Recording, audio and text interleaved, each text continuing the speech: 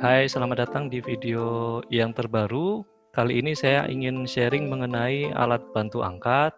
Teman-teman yang belum like, subscribe, jangan lupa ditekan dulu tombol like-nya di bawah, biar saya lebih semangat lagi untuk bikin videonya. Oke.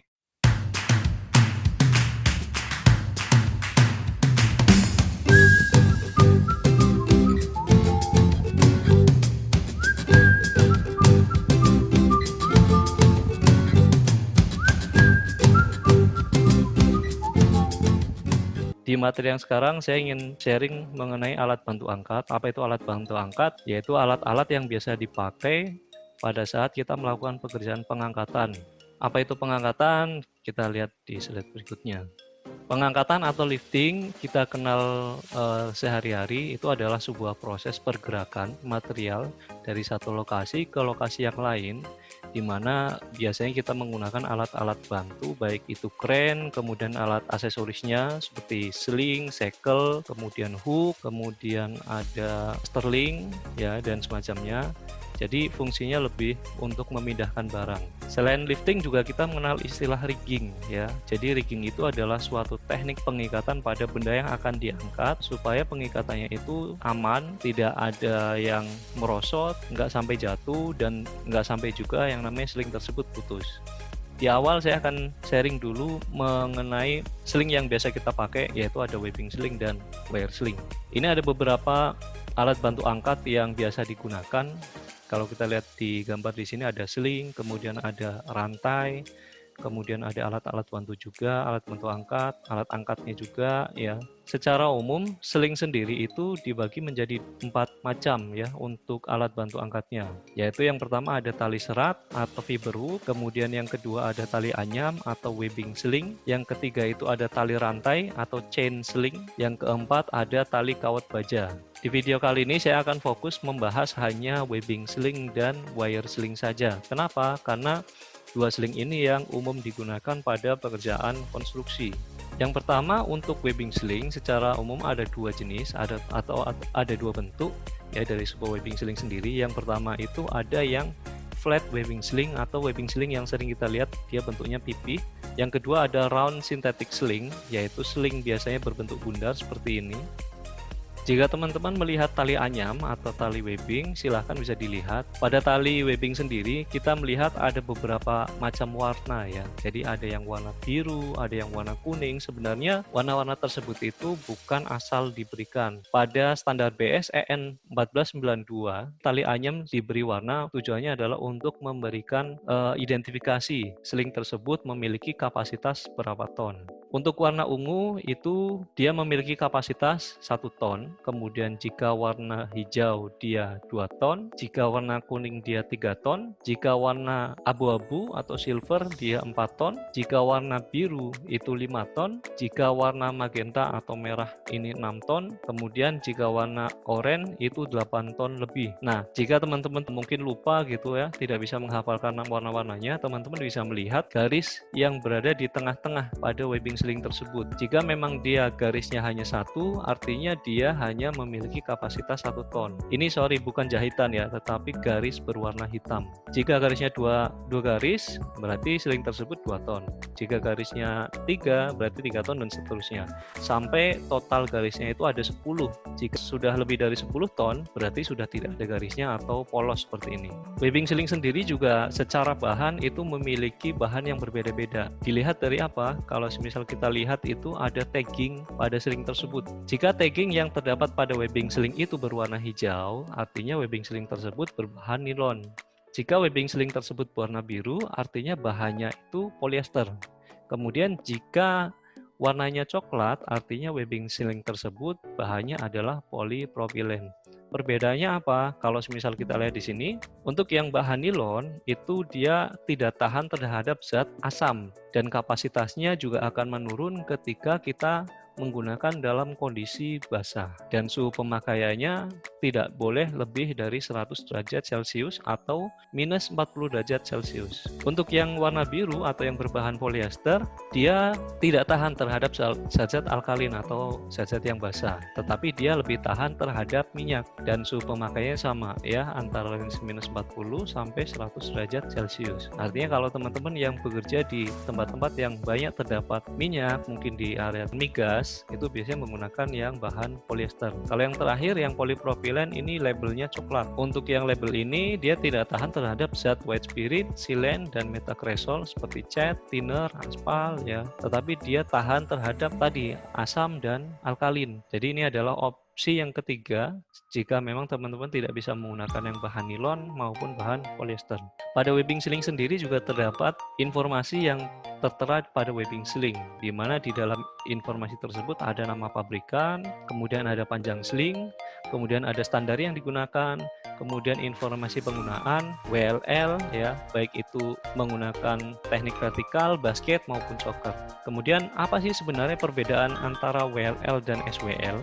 SWL itu tidak sama dengan WLL. Istilah WLL ini banyak digunakan untuk pekerjaan-pekerjaan lifting dan rigging ya. Yang pertama adalah WLL. Kepanjangan WLL adalah Work Loading Limit ya. Artinya ini adalah kapasitas yang diberikan oleh manufaktur terhadap apa?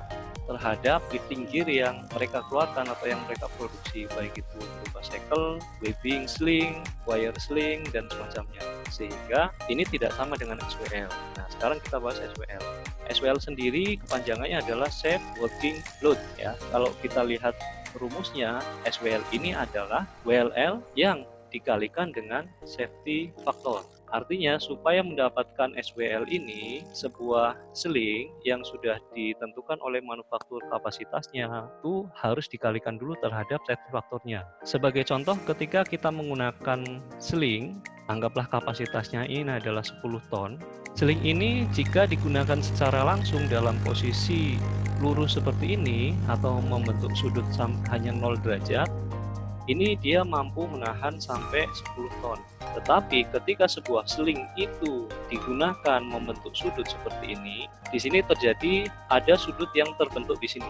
Jadi ketika sling itu digunakan tidak dalam posisi 0 derajat, dia akan mengalami reduksi, di mana ini nanti ada perhitungannya sendiri. Nah, inilah yang disebut dengan SWL. Jadi meskipun di sini 10 ton, sini 10 ton, di sini belum tentu 10 ton.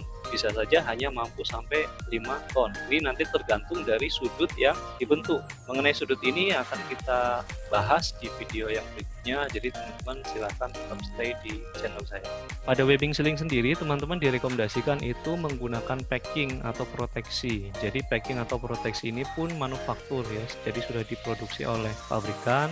Fungsinya untuk melindungi webbing sling pada saat melakukan pengangkatan benda-benda yang tajam atau memiliki sisi-sisi yang tajam, sehingga webbing sling tidak mengalami rusak. Contohnya seperti ini. Jadi digunakan untuk mengangkat pada tepi-tepian baja biasanya, kemudian biasanya untuk mengangkat plat, sehingga dia tidak mengalami bending atau tekukan yang sangat ekstrim, sehingga tidak mengalami kerusakan. Packing sendiri di dalamnya juga terbentuk dari beberapa material, salah satunya ada wire mesh juga di situ, sehingga dia lebih kuat. Beberapa kriteria webbing sling yang reject, kalau teman-teman lihat di sini, yang pertama adalah tenunan bahan seratnya itu sudah putus atau tergesek, kemudian pembungkus luarnya itu sudah terpotong, baik itu hanya satu helai atau beberapa helai, dan terbukti ketika ada serat yang keluar dari sling pada pembungkus luarnya.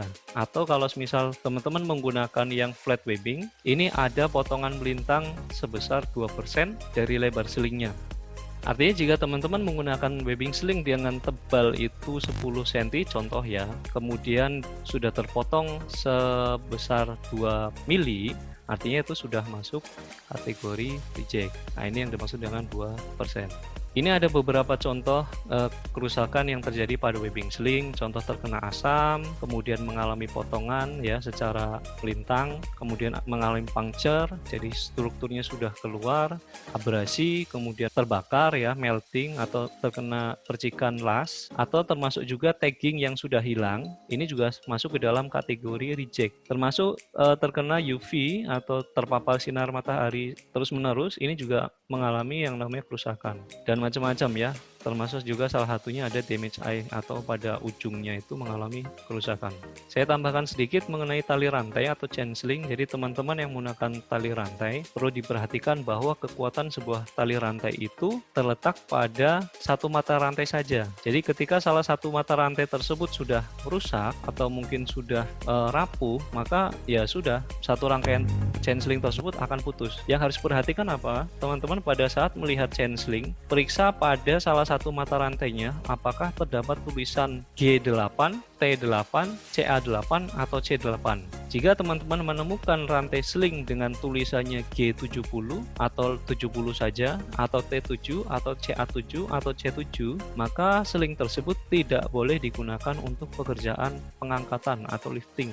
Mungkin fungsinya adalah untuk menarik atau menderek. Sling berikutnya adalah tali kawat baja atau wire rope sling. Ya, kalau semisal di peraturan itu sering disebutnya adalah TKB. Kalau teman-teman lihat pada TKB atau tali kawat baja itu biasanya ada tulisan-tulisan seperti ini. 6x19, 6x32, dan semacamnya. Sebenarnya apa sih artinya 6x19? Nah, untuk memahami itu teman-teman harus melihat dulu struktur dari sebuah wire sling. Jadi sebuah wire sling itu terdiri dari sebuah core atau inti, di mana dari satu core itu dililit umumnya itu 6 strand. Nah, dari satu strand ini terdiri dari beberapa wire atau kawat. Maksud dari 6x19 itu adalah pada satu wire rope sling itu terdiri dari 6 strand, dan dari masing-masing strand itu terdiri dari 19 kawat. Jadi proses pada saat membuat sebuah strand itu adalah kawat yang dililit-lilit menggunakan mesin. Kemudian biasanya ada beberapa tulisan ya, ada IWRC, ada SSC, ada armored core. Itu adalah kode-kode yang digunakan untuk mengidentifikasi inti atau core dari sebuah wire rope sling. Yang umum biasanya IWRC. IWRC itu adalah Independent Wire Rope Core. Artinya inti dari sebuah wire rope itu terdiri dari beberapa kawat juga. Ada juga yang bahannya steel atau bahannya armored core. Ini inti campuran. Ada juga sebenarnya yang bahannya fiber. Kelebihannya untuk yang bahan fiber itu atau tali serat, dia lebih elastis, tetapi kekuatannya lebih rendah. Kenapa harus tahu istilah 6x19 core, strand, dan wire? Ini adalah salah satu teknik yang dipakai untuk menentukan sebuah sling itu sudah masuk kategori reject atau belum. Teman-teman harus paham ada istilah panjang satu pilinan. Jadi sebagai contoh saya punya satu pena ini, yang namanya satu pilinan itu, anggaplah ini wire sling ya. Jadi satu pilinan itu diambil dari satu titik, kemudian dia akan melingkar. Nah, pada saat ketemu pada satu titik di sini, nah inilah yang disebut dengan satu pilinan. Teman-teman migas biasanya satu pilinan ini disebut sebagai rule of thumb. Umumnya satu pilinan itu panjangnya adalah 6 kali diameter tali. Kenapa sih kita harus tahu satu pilihan itu seperti apa? Fungsinya adalah untuk mengetahui sekali lagi sling tersebut sudah reject atau belum. Mungkin teman-teman sering menemukan kasus, Pak saya punya sling tetapi yang putus itu kawat-kawatnya jumlahnya ada sekian. Apakah itu sudah masuk kategori reject atau belum? Ada beberapa referensi. Referensi yang pertama teman-teman bisa lihat pada BS EN 13414. Kemudian teman-teman juga bisa melihat standar pada ANSI B30.9, atau teman-teman juga bisa melihat referensi pada Permenaker nomor 5 tahun 1985 pasal 9 ayat 4. Oke, saya akan sharing satu persatu. Yang pertama, sesuai dengan standar BS EN 13414, nah ini untuk patahan kawat sebuah wire sling pada jarak 6 kali diameter atau satu pilihan, ini tidak boleh putus secara acak lebih dari 6.